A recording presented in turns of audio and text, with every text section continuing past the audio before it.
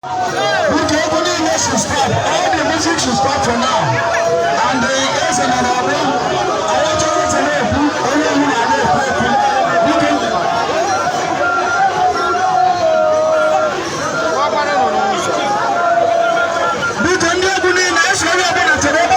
Stand still. The AC natural but we wouldn't want the situation whereby it is talking and someone is talking by the side. Please, let them be silent everywhere. Thank you for this fire. Thank you. Thank you. Here is special time. Here, this is the way I'm going to this afternoon. This is the way we are here this afternoon. Please, everybody that please pass you. That's His Royal Highness also the power. So, I'm a very comma. I'm not going to say it.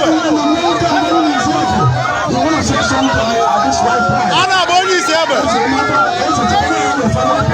I'm a very comma. Okay, thank you. I'm a very comma.